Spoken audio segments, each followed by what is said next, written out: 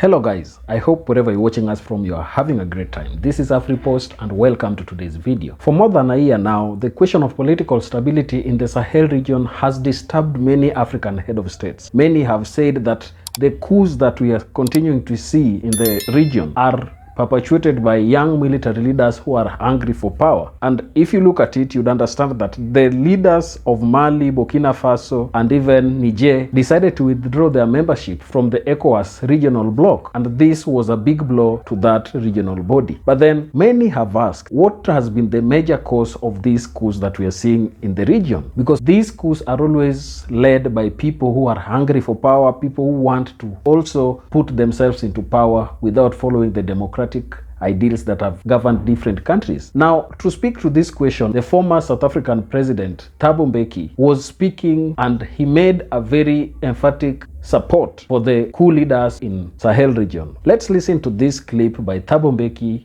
and then react to it after the video. Let's watch. One of the interesting phenomena in West Africa, let me stay West Africa, but say something else. You know, there will be I think somebody mentioned this earlier, there will be elections in Senegal later this month, presidential elections. Now, what had happened in Senegal was that over the last 2 years or so, the most popular person in terms of the opposition had got into trouble, got arrested and charged and so on. In the end, I think he got charged for something, found guilty on the charge of corrupting the youth, something like that. Sentenced. By far the most popular politician, I'm talking about a gentleman called Ousmane Sonko. So that is in jail. And people were killed in Senegal demonstrating against his arrest and imprisonment. Genuinely popular figure. So, because of this concern about democracy on the continent, and Senegal stands out on the continent as one of the few countries on the continent which has never had a military coup. Since independence in 1960, there's never been a coup there. You'd have elections and then the incumbent parties lose elections and new ones take over. But there was a crisis now because here is the most popular leader who's opposite side of the president in another party, but is in jail. So we engaged with President Macky Sall to say, but President, Senegal is very, very important on the continent as this great exemplar of democracy. It illustrates very, very firmly, very conclusively that we as Africans know how to manage democratic systems. And we can't afford to have Senegal fall back on that. And therefore, let the matter of Ousmane Sonko, who wants to run for president, let that matter be decided by the voters, not by prison orders. Yeah. And just before I came here, I saw a lovely report that President Macky Sall has intervened, declared an amnesty all the prisoners out of jail, including Ousmane Sonko.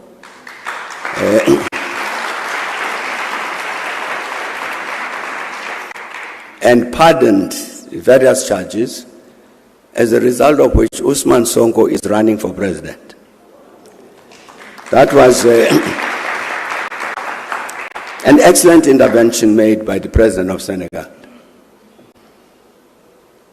Precisely to say it's a responsibility of the Senegalese or the rest of us to defend this democracy, particularly, you raised quite correctly, in the context of the military takeovers that have been taking place, particularly in West Africa. But I think we've got to understand this about the West Africa situation. You know, a few years back, you remember we had to work with Côte d'Ivoire, the Ivory Coast, Côte d'Ivoire, to help them to get sorted out. And one of the things that we found was that there was an agreement with France signed at the point of the independence of Côte d'Ivoire, that France would maintain a military barracks in Abidjan, the capital. And the commander of the French troops, in any situation where he felt the security of Côte d'Ivoire or the security of France was threatened, he had the power, sovereign power, a French general, to take over the public station broadcasting and announce whatever he liked. It's one of the agreements, one of the 12 or so agreements, that not only Côte d'Ivoire, but many countries of the Francophone countries that signed with France at independence. Mali just now, has just repudiated all of those agreements. I think there were 11 or 12 of them, which include prescriptions about when you've generated a foreign currency, bank it in Paris. And Paris, the French franc then, would guarantee your currency, CFA. Part of what is happening in West Africa, Palisa, as you can see, is a rebellion by young officers against French neo-colonialism. It's not only military coups to remove some elected president, but these young soldiers are saying our politics since independence has respected this junior relationship with France. That must end. So you see the big confrontation between these countries and France. It has to do with ending, like the agreements I've talked about. That you'd have a French general based in Côte d'Ivoire who has actually the power to intervene in Côte d'Ivoire as he liked. So it's an anti-neo-colonial rebellion. It has got this element, you are quite correct, of removing elected presidents. How does the continent deal with that? Well, you know, the OAU has a standard policy, as you mentioned, against illegal changes of government. So the military governments don't get recognized. But we have a particular consequence now, where Mali, Niger, Burkina Faso decide that they are walking out of ECOWAS. Now that can be a positive development. What is to be done? It's not a question that we can answer here. But I think, again, I'm trying to say, it's necessary for us to understand the objective reality. What actually is happening? It's not just young soldiers who are hungry for power and therefore remove this elected president. No. That's why they talk about Thomas Sankara. Sankara took power by coup d'etat. He was a soldier. But Sankara understood this particular issue, the need to destroy and defeat neo-colonialism. And that's what these young soldiers are saying. What do we do with them? What does Africa do with them? I think Africa is a challenge, a problem, answering that issue, answering that question.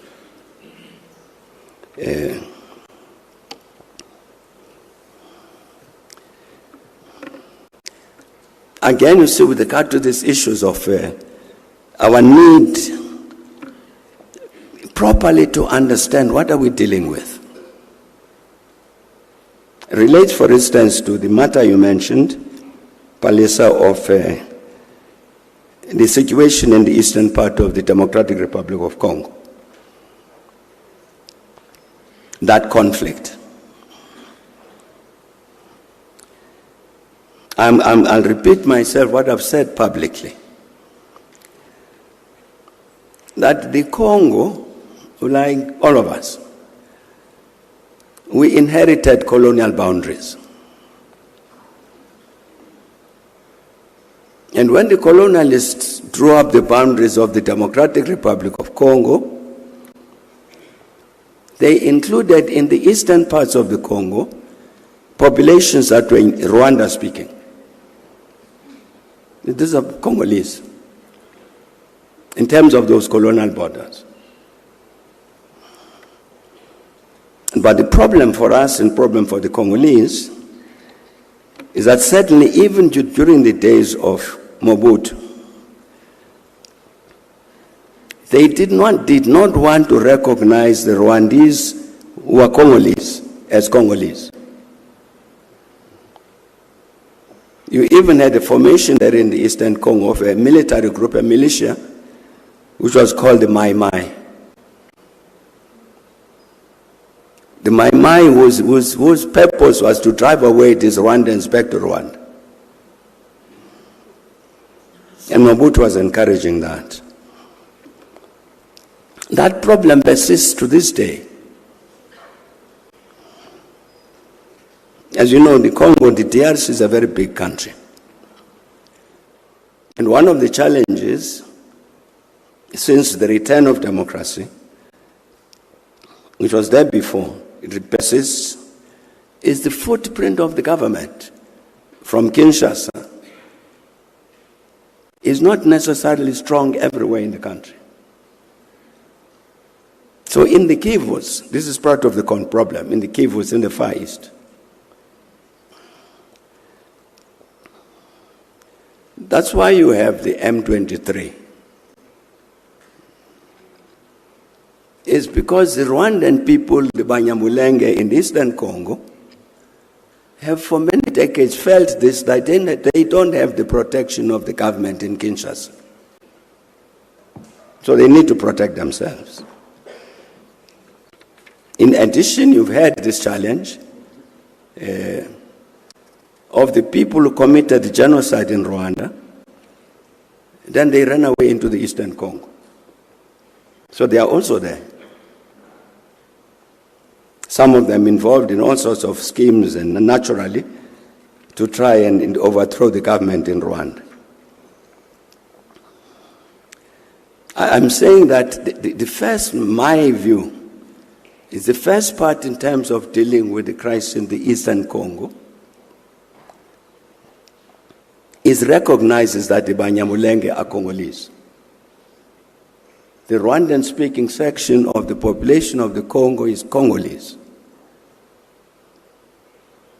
and therefore must be protected by the government of the Congo, like all the population of the Congo is entitled to protection by the government. That's a starting point. And then this issue has to be dealt with. Then what about the interests of Rwanda in the Eastern Congo, about the Rwandans, this group that committed the genocide, as well as these Rwandan-speaking people? How do you regulate that relationship? But I'm saying the principal responsibility falls on the government of the Congo to protect the Rwandan-speaking population of the Eastern Congo, of the Kivus.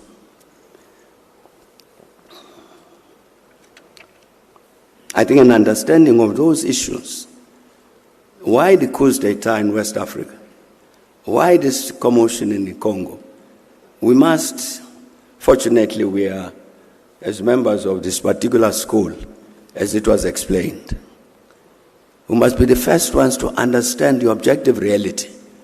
What is the reality we are dealing with? not necessarily to be bought by slogans. It's popular sayings. Because they are popular, therefore they must be true. That's not necessarily correct.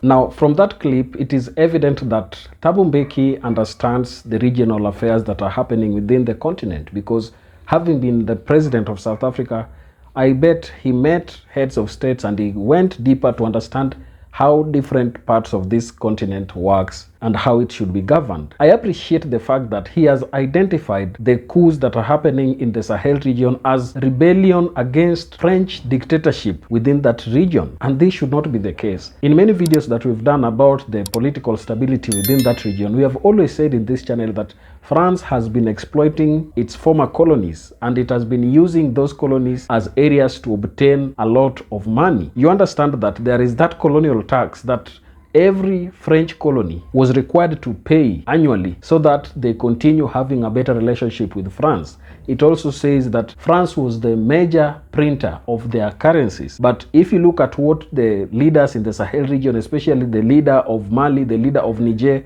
the leader of Burkina Faso, who is a very, very youthful person, Ibrahim Traore, they are working towards ensuring that that country or that region does not depend on France again. Here, Thabo Mbeki has pinpointed the key issues that affect that region, and he's saying that Africa has come of age. Africa should have a way through which it can handle its own affairs. Even he talks about the need for the African Union and other regional economic blocs within that region to work towards ensuring that they do not exclude these countries that are fighting against colonial dictatorship. I was also impressed by the fact that Thabo Mbeki came ahead to talk about the war in Congo, because this is something that no other leader is talking about. He, as a former leader, is very concerned about what is going on, and he understands the root of the problem. He is very, very well versed with what is going on in the region. And as a statesman and as somebody who is an eminent person within the African continent, I think he is among those people who should come forward